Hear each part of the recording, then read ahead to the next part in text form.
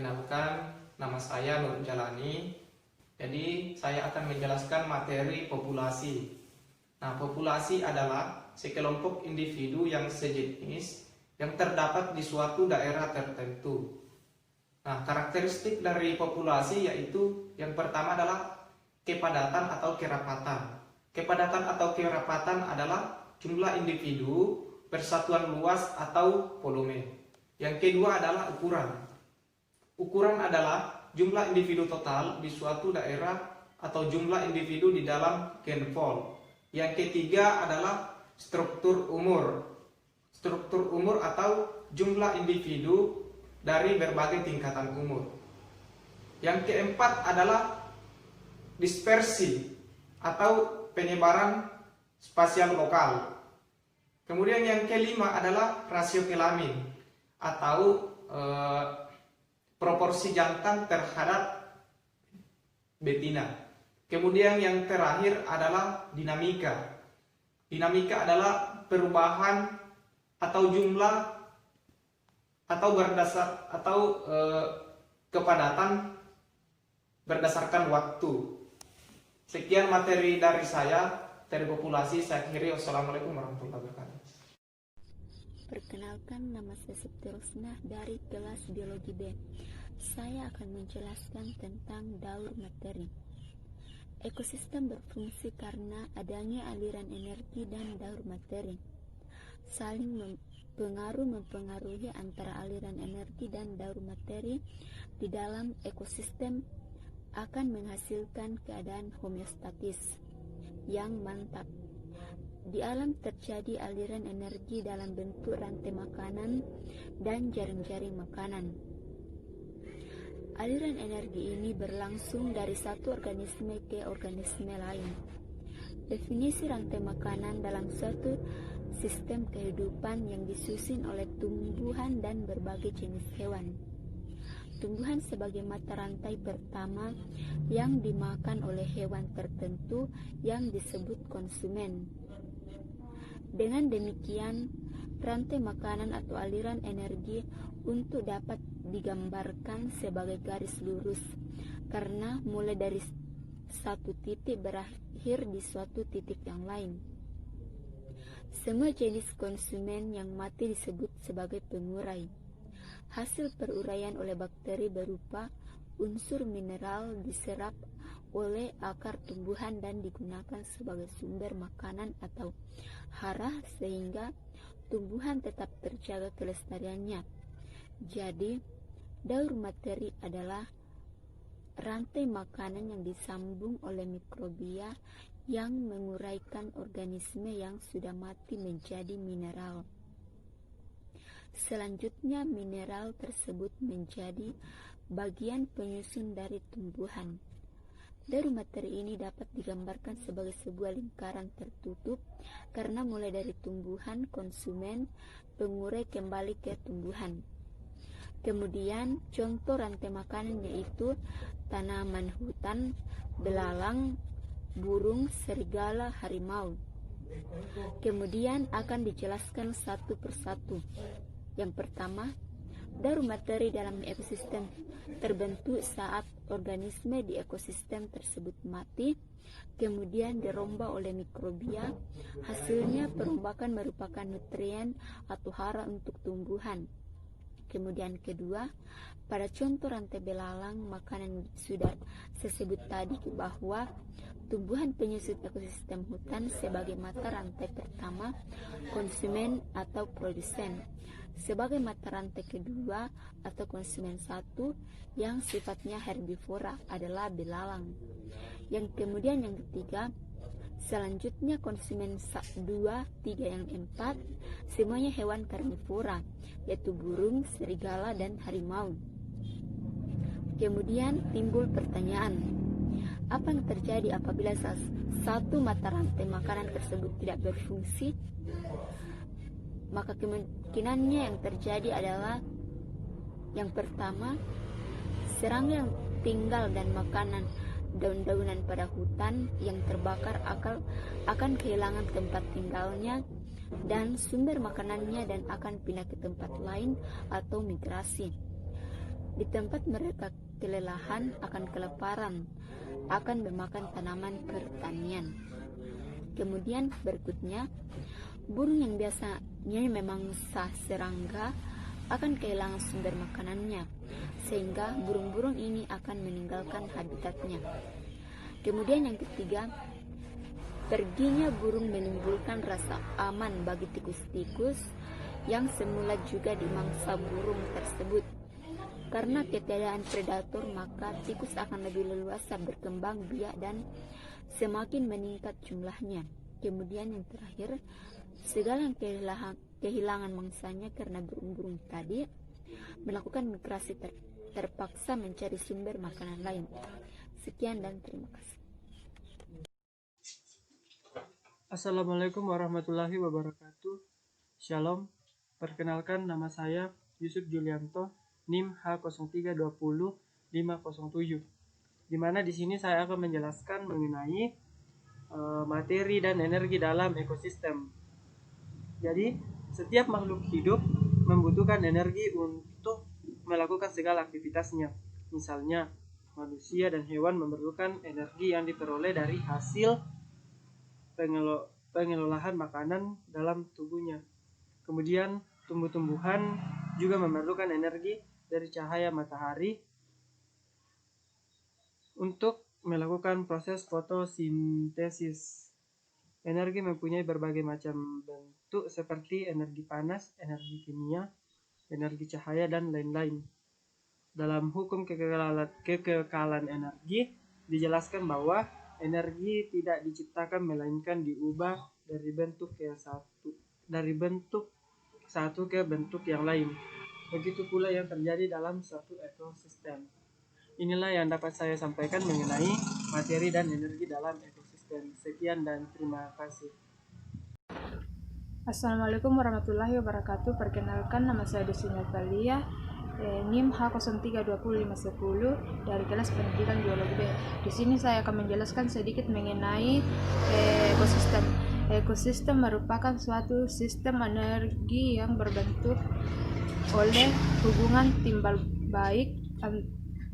baik tak terpisahkan antara makhluk hidup dan lingkungannya.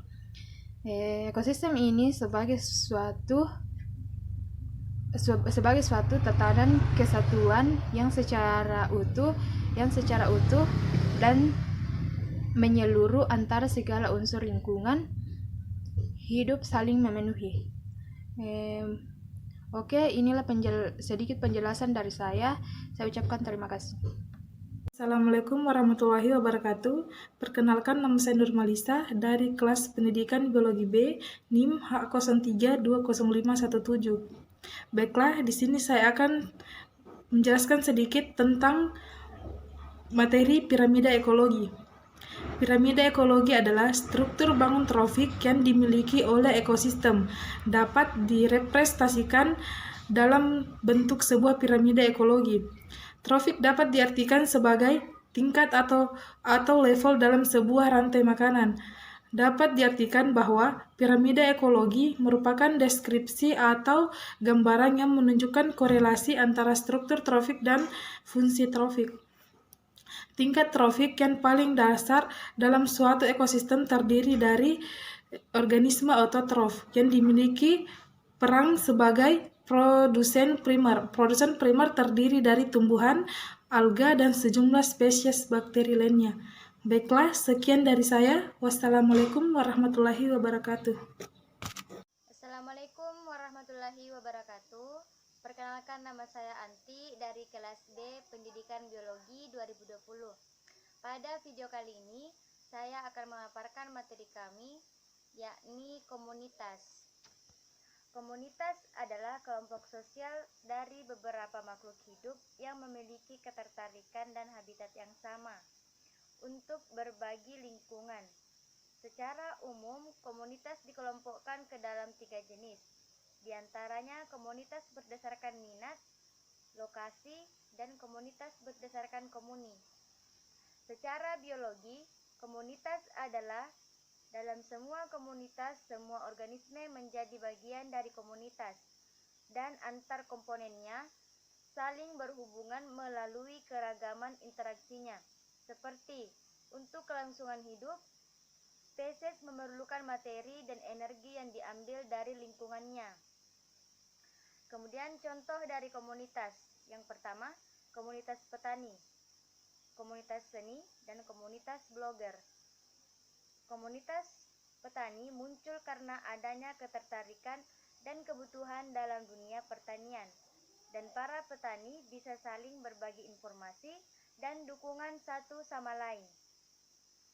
Komunitas seni terbentuk karena adanya ketertarikan orang-orang di bidang seni, sehingga komunitas ini digunakan untuk menyalurkan bakat serta kemampuannya di bidang seni.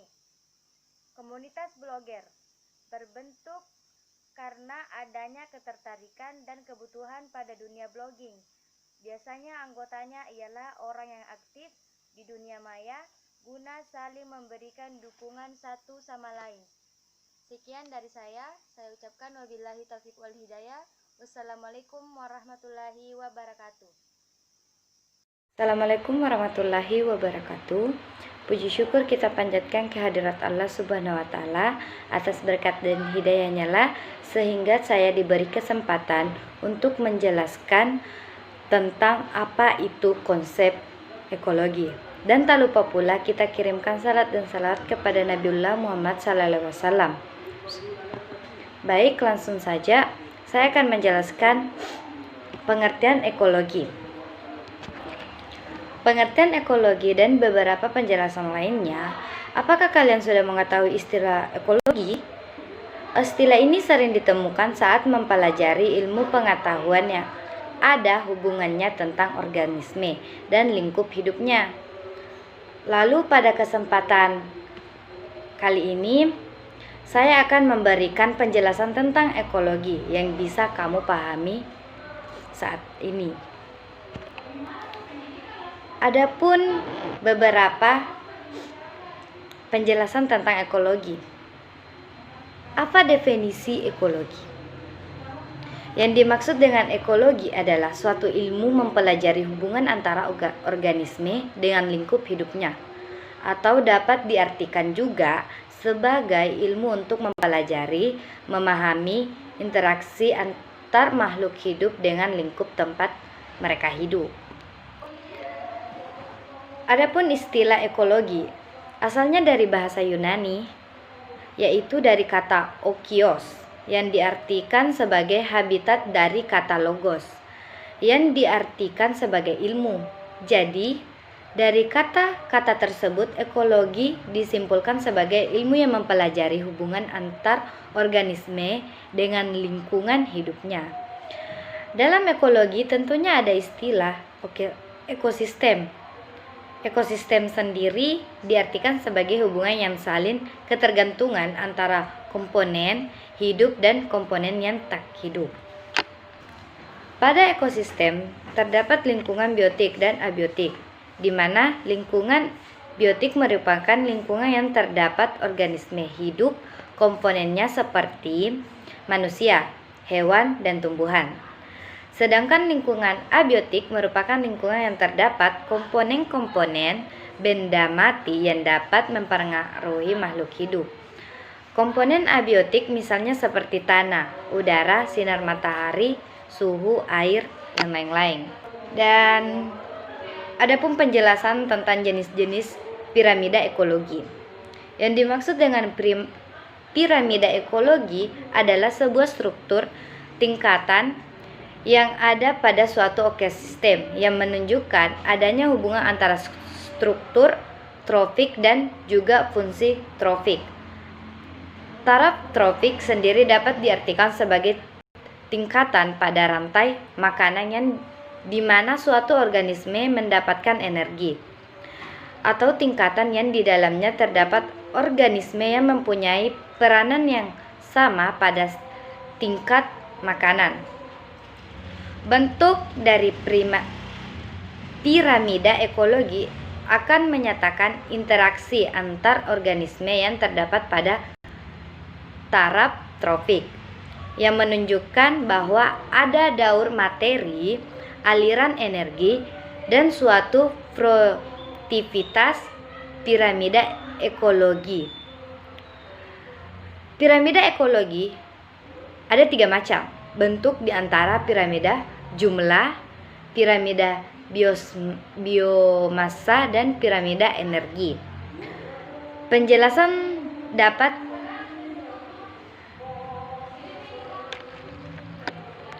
saya akan menjelaskan apa itu piramida jumlah. Piramida jumlah adalah berguna untuk menggambarkan hubungan antara interaksi jumlah individu pada tingkat tropik. Semakin tinggi kedudukannya tropik, maka semakin kecil juga tingkat populasinya. Jadi umumnya produsen memiliki jumlah paling banyak dan akan semakin menurun jumlahnya pada konsumen tingkat 1, tingkat 2, dan seterusnya. Dan piramida biomassa yaitu merupakan piramida yang dapat memberikan gambaran perpaduan antara semua organisme yang terdapat di suatu habitat. Satuan massa diukur atau umumnya dinyatakan dalam gram. Pada piramida biomassa, bentuk akan semakin mengecil untuk setiap taraf tropik. Sedangkan biomassa total yaitu jumlah berat kering berdasarkan organisme pada suatu ekosistem. Piramida biomassa akan mengambil perubahan tergantung keadaan iklim atau cuaca. Dan piramida energi, yaitu piramida energi dapat memberikan gambar mengenai besar-besarnya energi pada setiap taraf tropik, atau dengan kata lain memberikan gambar piramidahan energi pada setiap tingkatan tropik ke tingkatan tropik selanjutnya. Pada piramida energi tentunya akan terjadi penurunan energi dan taraf tropik bahwa yang memiliki jumlah energi besar akan mengalami penurunan hingga taraf tropik teratas. Jenis-jenis ekologi dan contohnya. Setelah mengetahui pengertian ekologi dan jenis piramidanya, lalu berikut ini jenis-jenis pembagian ekologi menurut habitatnya. Beberapa di antara seperti A. Ekologi padan rumput. Ekologi padan rumput merupakan tempat ditumbuhi oleh berbagai macam jenis rerumputan. Misalnya di padang rumput terdapat rumput berjenis alang-alang yang membutuhkan cahaya dari matahari untuk kelangsungan hidupnya. Rumput alang-alang berkembang baik dengan biji dan akar rimpangannya. B. Ekologi hutan. Hutan merupakan daerah atau tempat yang ditumbuhi oleh berbagai macam jenis pohon dan di dalamnya hidup sebagai jenis hewan, sehingga di dalam hutan terjadi banyak interaksi organisme yang saling mempengaruhi satu sama lain. C. Ekologi kelautan. Ekologi kelautan misalnya ekologi pada laut tropis, di sana terjadi interaksi antara ekosistem hutan mangrove, ekosistem lamun dan ekosistem terumbu karang. Laut tropis memiliki beberapa karakteristik seperti suhu yang hangat, hasil laut yang relatif tinggi, dan memiliki banyak keanekaragaman organisme. Bagian D. Ekologi estuaria. Estuaria merupakan daerah perairan di mana airnya berasal dari percampuran antara air laut dan air tawar yang berasal dari air sungai maupun dari sumber lainnya. Sebagai besar organisme yang dapat hidup di daerah estuaria ini merupakan organisme yang telah beradaptasi dengan kondisi di daerah tersebut. Daerah estuaria merupakan tempat hidup bagi berbagai jenis ikan. Populasi ikan tertentu biasanya menggunakan daerah ini sebagai tempat berpijah maupun membesarkan anak-anaknya. Lalu daerah estuaria juga memiliki produktivitas yang baik karena di sana dapat bahan-bahan organik yang berasal dari sungai.